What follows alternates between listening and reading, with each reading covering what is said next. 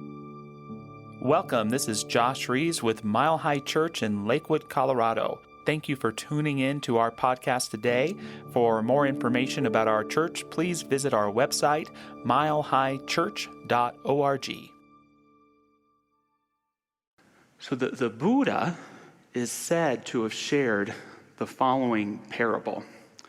There once was a man who was making his way through the jungle, and he encountered a man-eating tiger. So he began to run, and the tiger began chasing after him, and he found himself on the precipice of a cliff. And there was a vine, and he began climbing down, and about halfway down, he looked down, and what did he see? Another man-eating tiger. He realized, I'm going to be hanging out here for a while. He then looked up, and there were two mice, each eating away at the vine. He then saw that out of the vine there was a strawberry, the most beautiful strawberry he had ever seen. How sweet it tasted.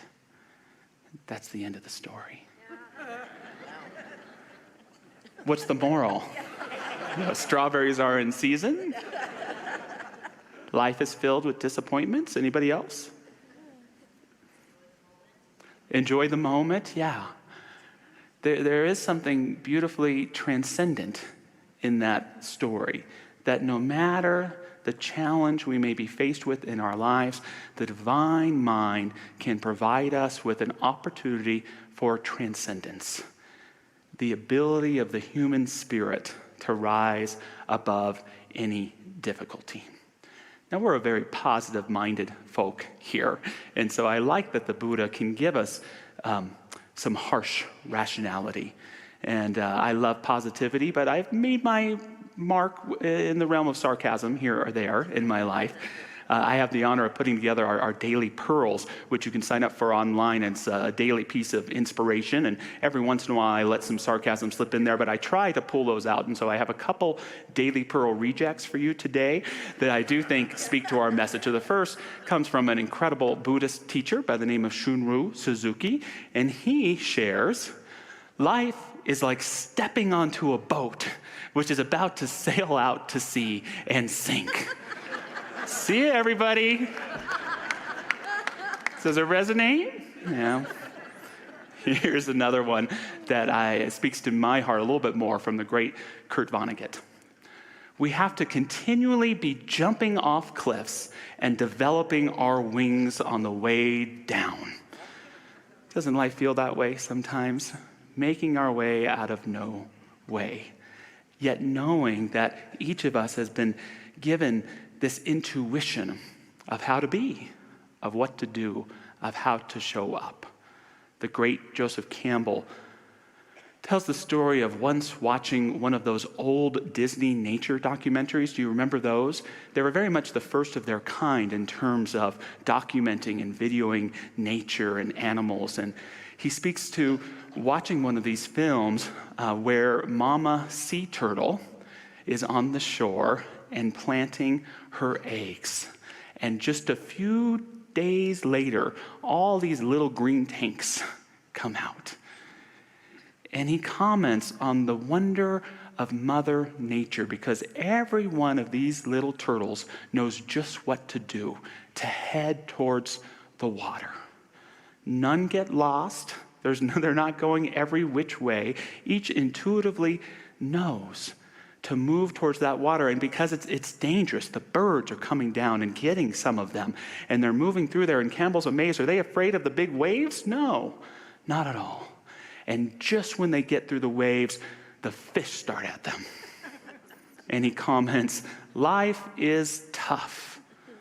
Life can be really tough sometimes. Don't you feel like that little sea turtle sometimes, just trying to make your way to the water?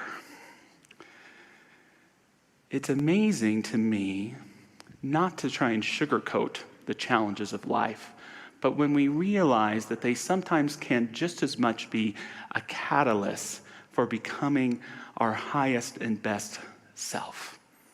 That sometimes that very lock, that very wall, that very thing you keep coming up against can become the very key to your awakening, to your developing, and to your moving forward. There's something about a lock. There's something about a challenge that helps us to get clear and articulate what it is that we want, that can help us bring forth the best of who we are, and can build and cultivate that faith that there is a divine mind operating in, through, and around us in our life's adventures. I remember a very important lock is the key moment that I had when I was in 6th grade.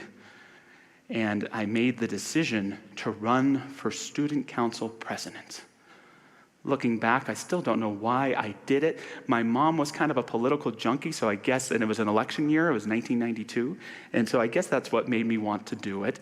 And, the big news during that campaign was Vice President Dan Quayle going into a elementary school in New Jersey, and the kids were having a spelling bee, and one of the kids was asked to spell potato, and he said P-O-T-A-T-O, and Dan Quayle corrected him and said, "You forgot the E on the end," which isn't true.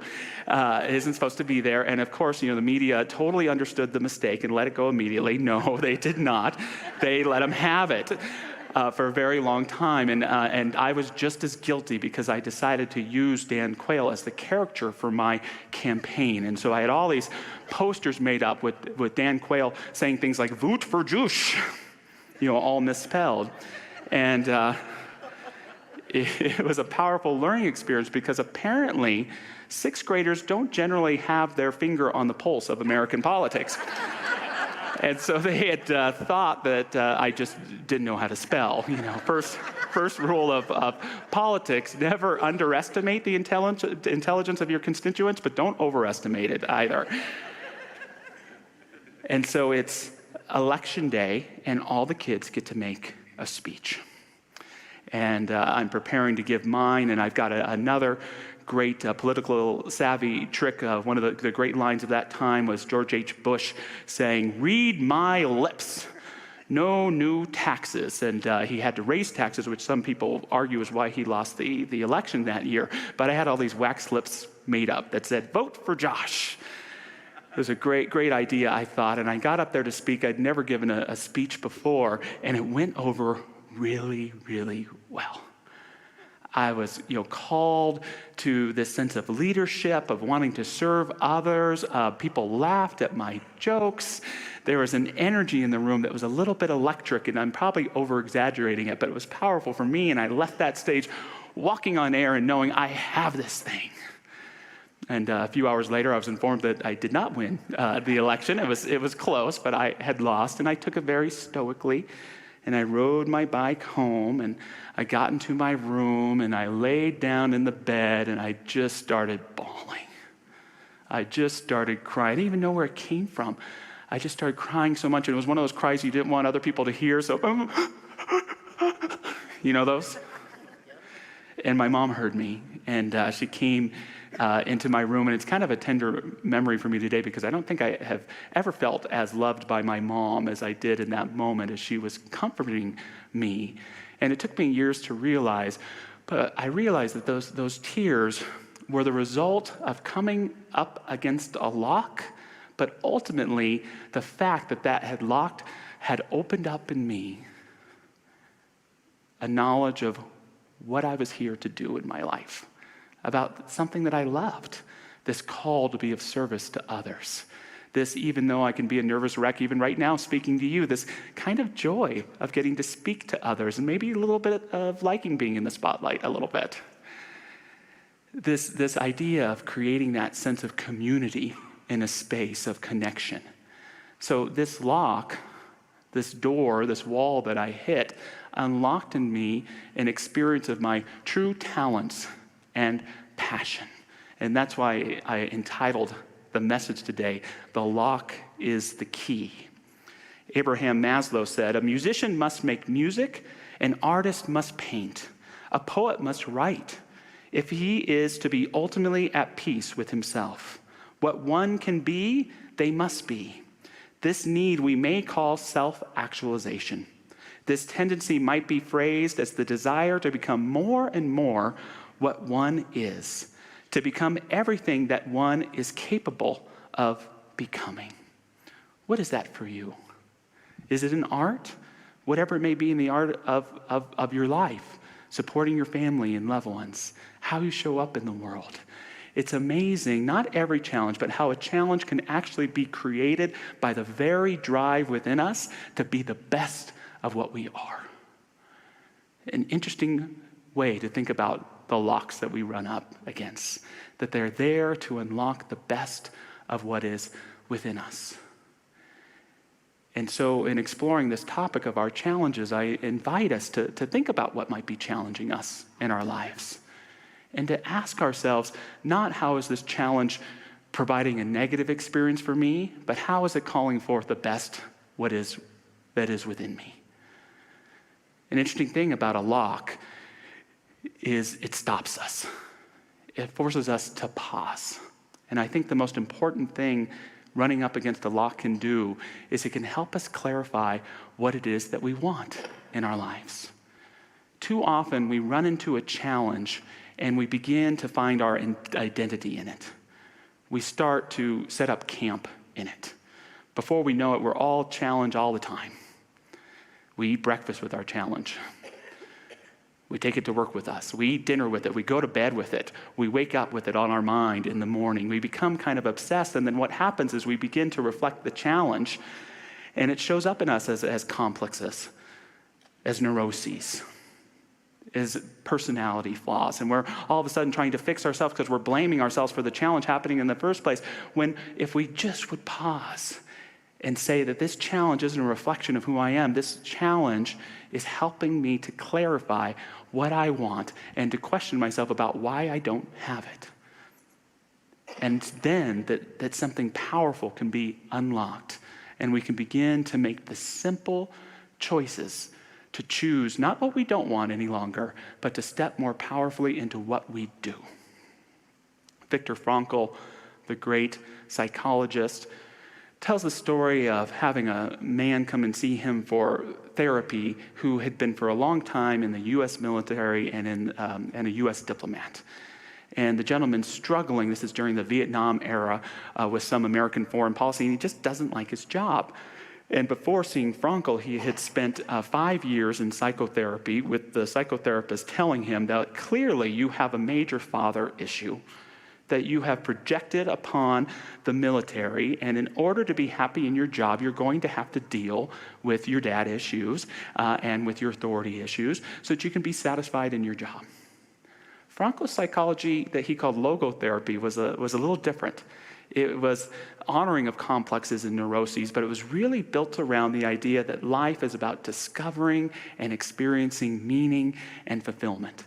And so Frankl just asked him a simple question. If you weren't doing this job, what would you do? And the man said, I'd probably be a teacher. He says, why don't you do just that? And the man quit his job. And he took his job as a teacher. And he would regularly keep in touch with Frankl to let him know how happy he was. It's a simple story, but I think a profound one that tells us to stop grappling and fighting and having our identity in the midst of what we don't want, and start doing the daily work, as hard as it is, to live how you do want, to really be who you are. I have a little saying in my life when there's a challenge going on, or I see something bad on the news, and it goes like this: don't let what shakes you make you. Don't let what shakes you make you.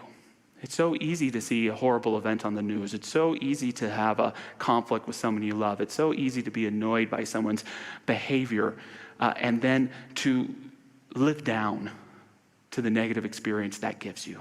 And we have to acknowledge our feelings. We should always acknowledge our experience. But what are we going to make of ourselves?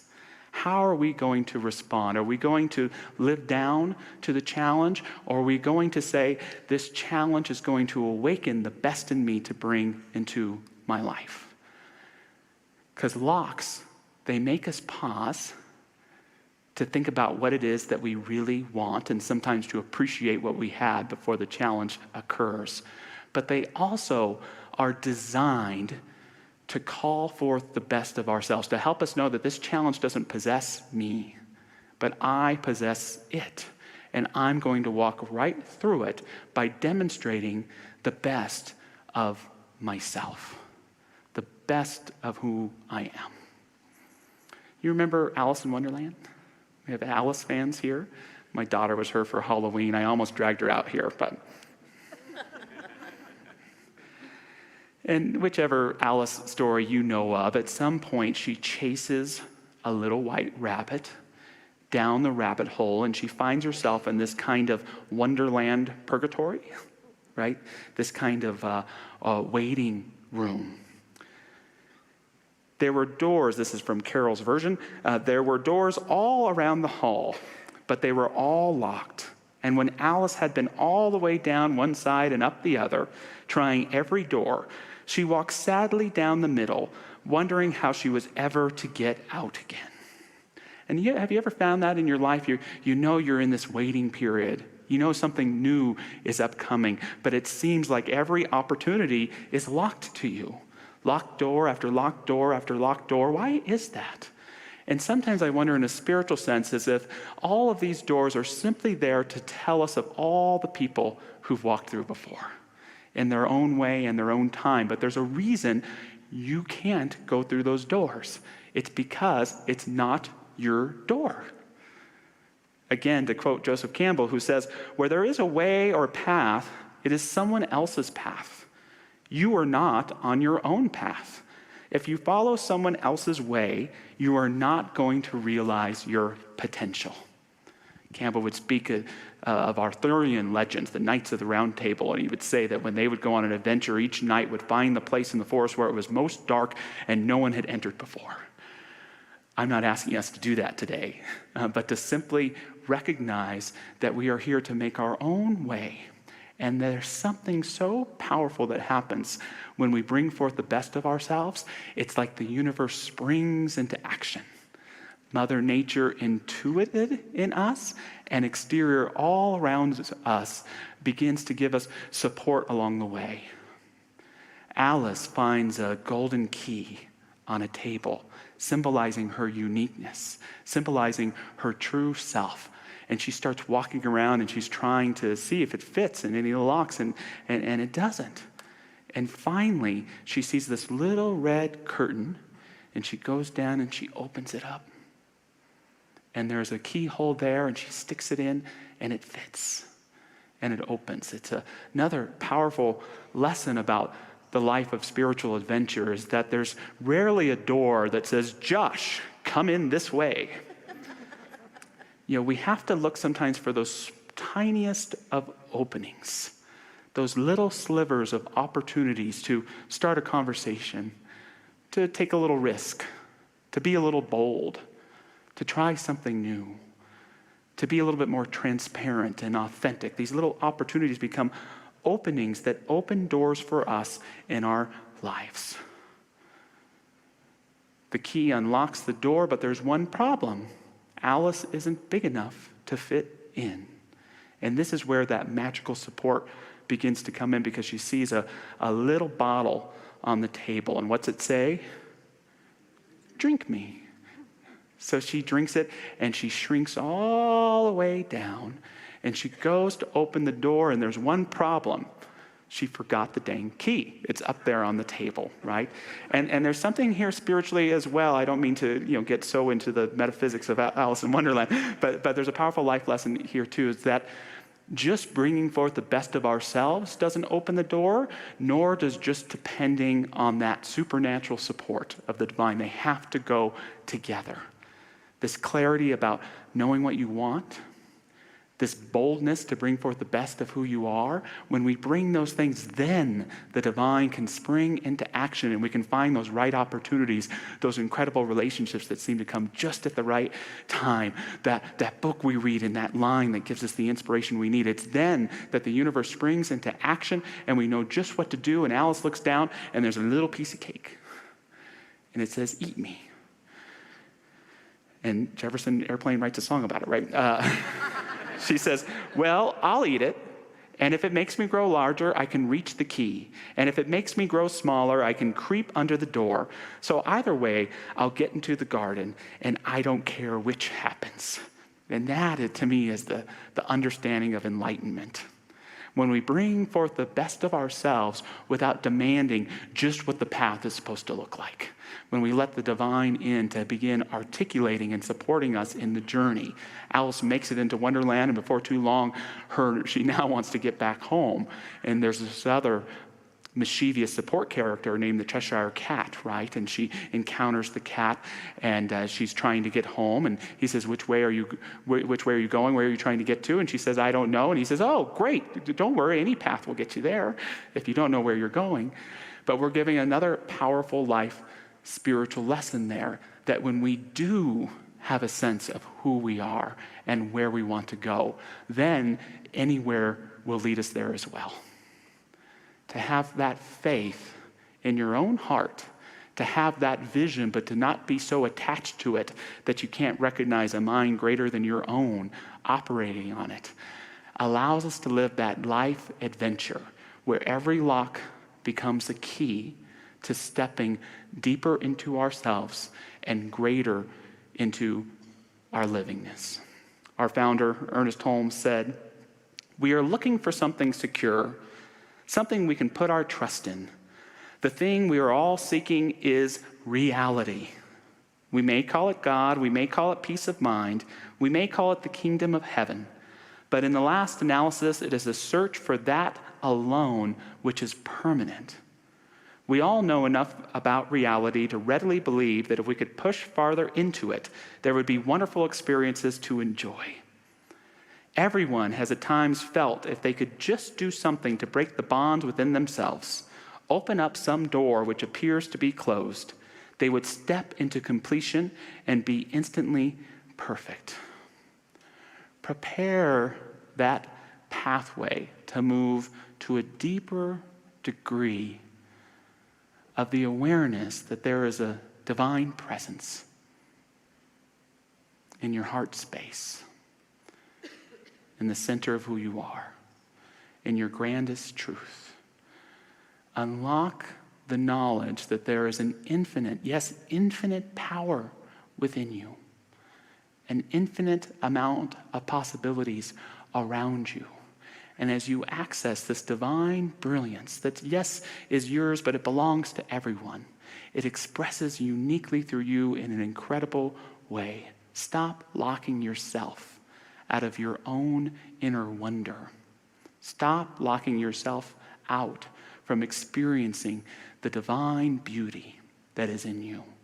And decide, just even in those little openings, in those little cracks of opportunity, to live from that beauty, that brilliance, that genius within you, and watch as it begins to show up.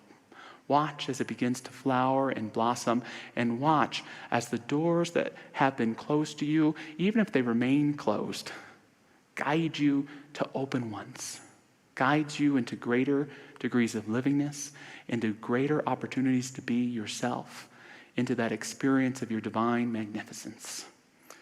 I want to close today with an affirmation. I'm going to put it on the screen. If we're up for it, we can all claim and affirm it together. Although this challenge may reflect where I am, it is not a reflection of who I am. I go within to remember the best of what is within me, knowing it is the very key to moving through any obstacle around me. As I bring the best of myself to life, the divine mind provides the best of its life to support me on my way. Indeed, although there may be challenges, do not allow them to reflect on who you are, but allow them to be the opportunity to reflect what is most meaningful and real within you.